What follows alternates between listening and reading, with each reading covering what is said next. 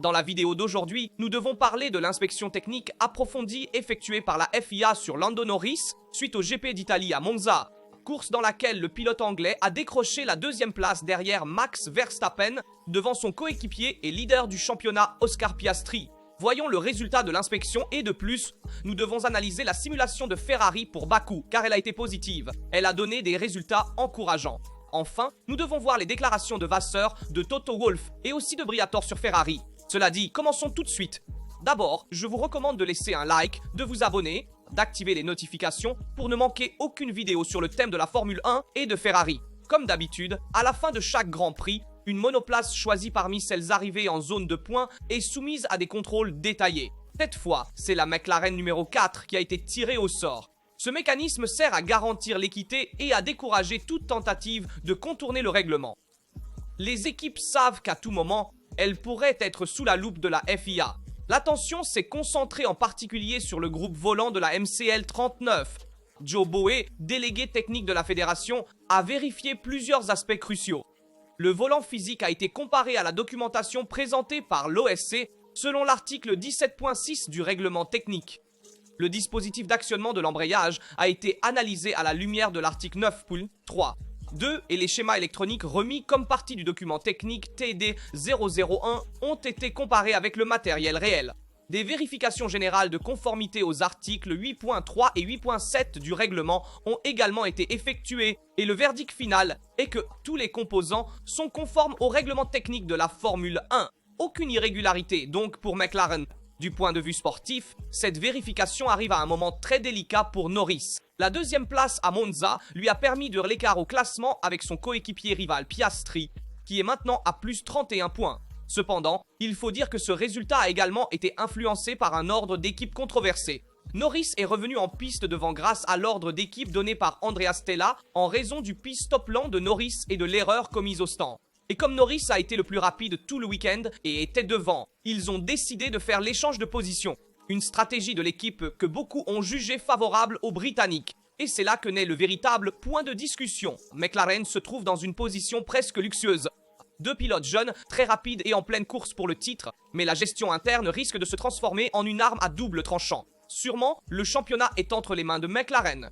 Cependant, personnellement, je crois que McLaren se trouve devant l'un des défis les plus difficiles de son histoire récente. L'équipe a construit une monoplace de très haut niveau, capable de rivaliser avec Red Bull et Ferrari et de dominer cette saison. Mais le véritable banc d'essai sera la gestion de ces deux pilotes. Si Woking ne parvient pas à maintenir l'équilibre et la transparence, le risque est de diviser le vestiaire. Et pour cette année, le risque est limité car de toute façon McLaren a déjà remporté le championnat. Mais attention aux prochaines années. Et à propos de l'inspection de la FIA, il est intéressant de noter que le focus était sur le volant et les systèmes liés à l'embrayage. C'est l'une des zones les plus sensibles pour trouver des avantages cachés, par exemple avec des systèmes de départ ou des cartographies non déclarées. Le fait que McLaren soit conforme est une confirmation de solidité, mais montre aussi à quel point la FIA veille à éviter toute ruse.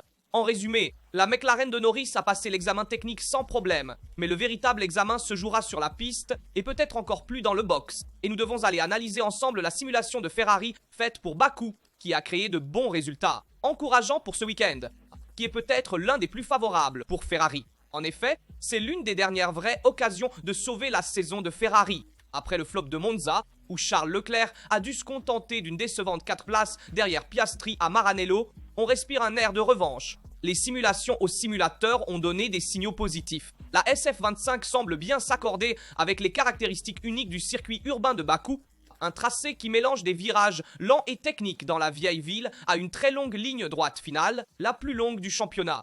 Historiquement, Ferrari a toujours brillé ici en qualification avec 4 pole positions consécutives de Leclerc, mais sans jamais les transformer en victoire. Cette fois cependant, les techniciens du Cavallino croient que la SF25 peut jouer ses cartes. Dans la liste des 8 courses restantes, les ingénieurs identifient 3 pistes où la rouge a de réelles chances de gagner. Bakou, Singapour et Las Vegas. L'objectif est d'atteindre au moins une victoire pour ne pas terminer la saison comme la seule équipe de tête sans succès, étant donné que jusqu'à présent McLaren a triomphé 12 fois, Red Bull 3 et Mercedes 1.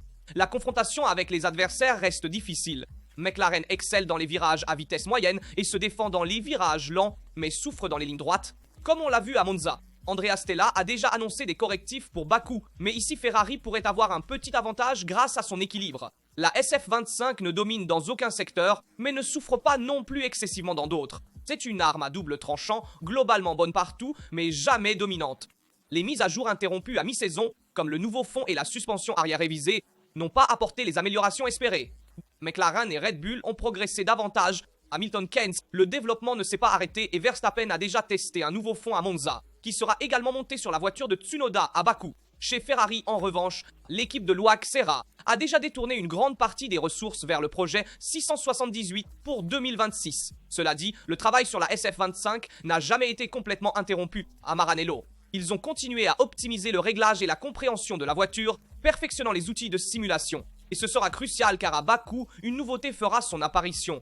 Pirelli apportera pour la première fois sur cette piste le pneu C6, que nous avons déjà vu à plusieurs reprises cette année. L'objectif est de maintenir les pneus à température. Pour cela, il y aura des pneus plus tendres à Bakou, les C4, C5, C6, et il sera important de gérer la température dans la très longue ligne droite où Mario Isola a averti de possibles baisses jusqu'à 30 degrés. Ferrari vise au moins la 5e pole position consécutive en Azerbaïdjan, mais la véritable crainte est le refroidissement du pneu. À cela s'ajoute également l'incertitude météorologique avec la pluie et des températures fraîches en embuscade, et nous savons bien que la rouge souffre dans des conditions humides. Les conditions variables, le facteur stratégique des pneus et l'envie de revanche après Monza rendent ce rendez-vous crucial. Mon opinion est que Ferrari a devant elle une fenêtre très étroite. Elle ne sera jamais la monoplace dominante qui avait été annoncée au début de 2025, mais Bakou est vraiment l'un des derniers trains disponibles. Si Leclerc parvient à décrocher une pole et à se défendre dans la première partie de la course, le rêve de la première victoire de la saison n'est pas une utopie. Mais il suffira de petites erreurs de stratégie ou d'une baisse thermique des pneus pour transformer l'occasion en un autre regret. Et cette fois plus que jamais, il ne s'agit pas seulement de vitesse. Il s'agit de tirer le meilleur parti de chaque détail, du réglage à la gestion des pneus, en passant par les décisions au mur, car le temps presse et le Cavallino ne peut pas se permettre de terminer une autre année sans victoire. Avant d'aller voir la situation chez Red Bull, allons écouter aussi Vasseur. Qu'a-t-il dit sur Ferrari pour Bakou ? Dans la traditionnelle prévision du week-end, Frédéric Vasseur a tracé la route de l'équipe et a dit « Celui de Bakou est toujours un week-end stimulant, avec un tracé qui combine de longues lignes droites et un secteur central très technique. En général, les courses sont imprévisibles et riches en opportunités, et c'est pourquoi il est essentiel d'exécuter tout à la perfection et de se concentrer sur nous-mêmes pour tirer le meilleur parti du package à disposition. L'équipe a travaillé dur pour affiner la préparation du week-end et les opérations en piste. Sur un circuit urbain, chaque détail peut faire la différence. L'objectif est de rassembler tous les éléments pour obtenir un résultat important avec les deux pilotes. Vasseur n'a pas manqué le ton. Il fait preuve de prudence et de concrétude. Bakou est historiquement un GP chaotique, avec des voitures de sécurité et des retournements de situation toujours à l'affût. C'est la course classique où il ne suffit pas d'avoir une voiture rapide, mais il faut une exécution parfaite au mur et un soupçon de chance. Pour Ferrari, qui n'a pas encore trouvé la victoire en 2025, c'est une chance réelle. Non pas parce que la SF25 est soudainement devenue la plus compétitive, mais parce que le contexte de Bakou révèle les valeurs. Il y a de longues lignes droites, l'efficacité compte, il y a des virages à 90 degrés où il faut de la traction et une attention maniaque aux détails. Si Leclerc parvient à exploiter le feeling qu'il a avec cette piste et qu'Hamilton ramène beaucoup de points, Ferrari peut vraiment viser haut. Mais attention, il suffit d'une erreur au stand ou d'un mauvais appel avec la voiture de sécurité pour transformer une occasion en un autre regret. Et c'est la dure réalité ce week-end à Bakou. Il faut de la chance, de la préparation et ne pas commettre une seule erreur. Voyons aussi comment Red Bull se prépare après le triomphe de Monza. Red Bull arrive à Bakou dans une phase de renaissance compétitive. Le tracé stop-and-go du circuit à zéro, avec un mélange de virages moyens lents et de très longues lignes droites, épouse bien les points forts de la RB21. Beaucoup de charges gratuites du fond et la capacité historique de contenir la dégradation. L'objectif est de reproduire l'approche extrême vue à Monza. Réglage plus déchargé pour maximiser la vitesse de pointe sans mettre en crise les couvertures. La piste offre plus d'une voie de mise au point. Ces dernières années, on a vu des voitures plus chargées, fortes dans le deuxième secteur, et d'autres plus déchargées, efficaces dans le premier et le troisième secteur. Red Bull, par la façon dont la voiture fonctionne, semble trouver le compromis sans rien sacrifier. La fenêtre de réglage semble plus large que celle de Ferrari-Mercedes, qui risque une portée d'action plus courte, et comme toujours, la différence se fera par la préparation en usine et l'exécution du week-end. À Monza, la victoire est passée par deux facteurs. L'absence de dégradation et le package de mise à jour qui a débloqué l'efficacité de Red Bull. Bakou a un asphalte lisse et peu d'adhérence, avec un graining attendu contenu par rapport à d'autres éditions. Les conditions récompensent ceux qui savent garder le pneu en vie sans le déchirer. Et ici, Red Bull traditionnellement excelle. C'est pourquoi la RB21 a besoin de mettre de l'énergie sur l'avant pour fonctionner au mieux. À Bakou, Les longues lignes droites entraînent une baisse de température, surtout lors de la montée en température du pneu avant, qui peut devenir le point critique. En plus, le circuit urbain à zéro demande une traction propre à la sortie. Red Bull préfère des suspensions rigides, mais réduire la rigidité ici pourrait être utile, notamment pour les bordures assez hautes. C'est le nœud que Watch et le groupe devront résoudre. Et pour soutenir Max Verstappen, il y a aussi Johnny Herbert. Ancien pilote de Formule 1, il s'est prononcé en faveur du pilote néerlandais et a expliqué pourquoi. Allons voir ses déclarations. Red Bull a toujours été compétitive à Bakou. Max s'exalte avec des monoplaces légères et le circuit est à risque de voitures de sécurité et de surprises qui pourraient rendre le week-end dynamique. Herbert n'oublie pas que McLaren, au moins sur le papier, reste la favorite. La MCL 39 a démontré une compétitivité constante et sera difficile à battre si elle parvient à maintenir le rythme vu à mi-saison. Attention toutefois aussi à George Russell, le pilote Mercedes qui visera à se battre pour le podium. Bakou n'a jamais été une course linéaire. Il y aura des voitures de sécurité et il y aura aussi des moments où il faudra prendre des décisions importantes au stand. Et Red Bull arrive sur cette piste avec la possibilité concrète de répéter le coup de Monza. Le package léger fonctionne et Verstappen a montré qu'il sait l'exploiter mieux que quiconque. Donc, certainement McLaren reste favorite, mais attention à Verstappen qui pourrait lutter pour la victoire. Écoutons aussi les déclarations d'Isaac Hadjar sur son avenir possible chez Red Bull en 2026, car il s'est prononcé à ce sujet. Moi, coéquipier de Max, l'idée me fait peur, mais c'est aussi incroyablement excitant. Je m'y vois et ce serait une super équipe. Je suis seulement au début de ma carrière, mais je pourrais avoir cette opportunité. J'aurais la même voiture que le meilleur pilote du monde, et il serait à côté de moi. Ce serait une occasion unique de me confronter directement à lui. Voici ses déclarations et selon beaucoup, le rookie parisien est maintenant le favori pour le deuxième siège Red Bull en 2026, un saut qui le mènerait directement aux côtés du quadruple champion du monde dans un box qui a brûlé plusieurs talents, de Gali à Albon, en passant par Perret, Lozo et Tsunoda. Entrer dans cette équipe signifie avoir la même voiture que le meilleur pilote du monde, mais aussi s'exposer à une confrontation impitoyable. Selon moi, Hadjar est jeune, rapide et a déjà montré qu'il n'a pas peur de courir sur la piste contre d'autres grands champions. Mais passer des Racing Bulls à Red Bull n'est pas un simple upgrade. C'est le saut le plus difficile qu'un pilote puisse affronter. Il ne s'agit pas seulement de talent, mais de résistance mentale.